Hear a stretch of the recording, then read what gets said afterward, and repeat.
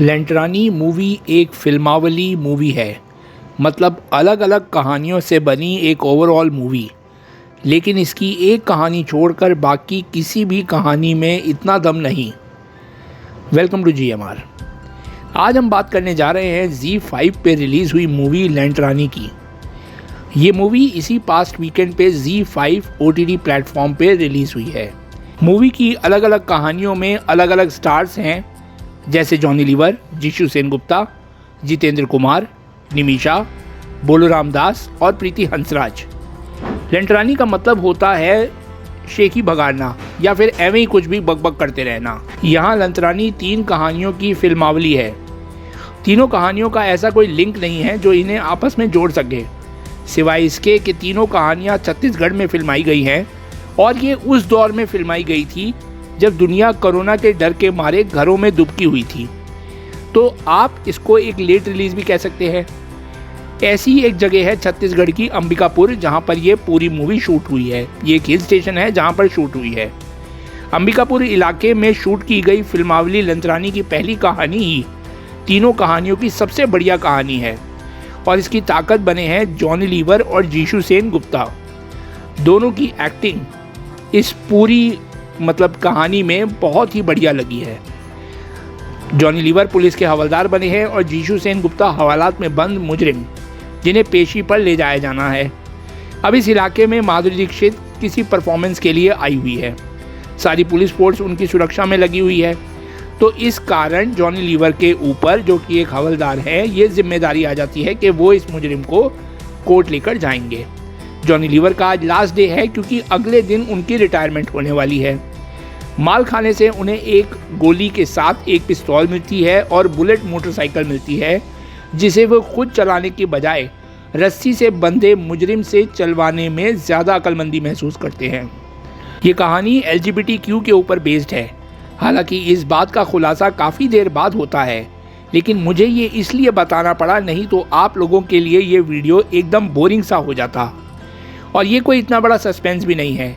इस चीज़ को इंडिया में काफ़ी लंबे समय तक गैर कानूनी भी माना गया है और कानून रद्द हो जाने के बाद भी समाज इन रिश्तों को स्वीकार नहीं करता, इनकी खिल्ली उड़ाता है। कहानी के बीच में गौ माता आती हैं, वकीलों की दबंगई दिखाई गई है, पुलिस की लाचारी दिखाई गई है और इकलौती गोली से फरार हो जाना भी दिखाया गया है। वो आपको कहानी देखकर ही पता चलेगा। जॉनी लीवर यहाँ काफ़ी गंभीर कैरेक्टर में है। जीशु सेनगुप्ता और जॉनी लीवर की एक्टिंग बहुत ही बढ़िया दिखाई गई है। इन दोनों के काम की जितनी तारीफ़ की जाए उतनी कम है। फिल्म लंटरानी दूसरी कहानी पर आते आते पूरी तरह थक सी जाती है, यानी कि काफ़ी फीकी पड़ जाती है। कहानी है सैनिटाइज समाचार, एक बंद होने की कगार पर पड़े चैनल की कहानी है। इसकी स्टार एंकर को कोविड हो चुका है। वो अपने घर में, यानी कि अपने किराए के घर में कैद होकर रह गई है।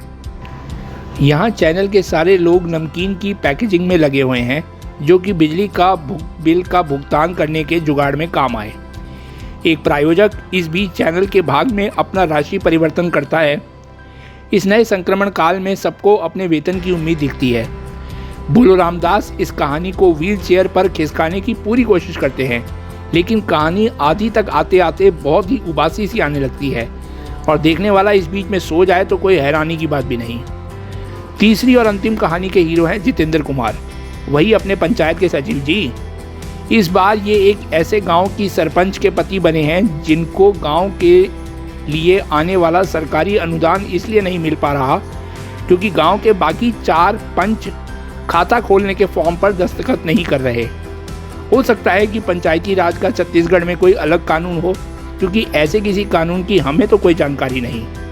खैर, प्रधान दंपति खाता खुलवाने के लिए जिला विकास अधिकारी के दफ्तर के बाहर धरना देता है। मुश्किलें आती हैं, सरकारी अमला भी आता है, बस हल नहीं हो पाता। पूरा कार्यकाल महिला प्रधान का इसी मशक्कत में गुजर जाता है। धरना स्थल छोटे मोटे घर में तब्दील हो जाता है और अगला पंचायत चुनाव भी आ जाता है। दोनों फिर से पर्चा भरने के लिए पहुंच जाते हैं। यहाँ पूरी होती है लंटरानी की कहानी।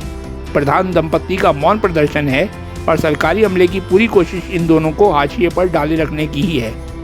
3 कहानियों के इस कॉकटेल का स्वाद पहली कहानी के ख़त्म होते ही थोड़ा बिगड़ सा जाता है। जॉनी लीवर और जीशु सेन गुप्ता को देखने का लालच दर्शक को कहानी के कोर्ट रूम ड्रामा तक ले जाता है, लेकिन निर्देशक कौशिक गांगुली की ये शॉर्ट फिल्म बस एक एवरेज फिल्म बनकर ही रह जाती है। दूसरी और तीसरी कहानी तो मैंने जैसे कहा कि बोरिंग सी ही है। जितेंद्र कुमार ने कब ये शॉर्ट फिल्म करने को हामी भरी होगी वही जाने, लेकिन इस तरह के कैरेक्टर उनकी साख पर बट्टा ही लगा सकते हैं, क्योंकि उन्होंने एक से बढ़कर एक रिमार्केबल कैरेक्टर किए हैं और फिर ऐसा बोरिंग कैरेक्टर करना उनके लिए तो कम से कम ठीक नहीं है। तो ये तो था मेरा रिव्यू इस मूवी को लेकर। आपका नज़रिया अलग भी हो सकता है, विच इज़ कम्प्लीटली हेल्दी। ये वीडियो आपको कैसा लगा हमें कमेंट करके ज़रूर बताइएगा। वीडियो अगर आपको पसंद आए तो इसे लाइक कर दीजिएगा। चैनल पे अगर नए हैं तो प्लीज़ इसे सब्सक्राइब कर लीजिएगा। Well that's all for this video. मिलते हैं आप लोगों से अपने नेक्स्ट वीडियो में। Till then goodbye, thank you.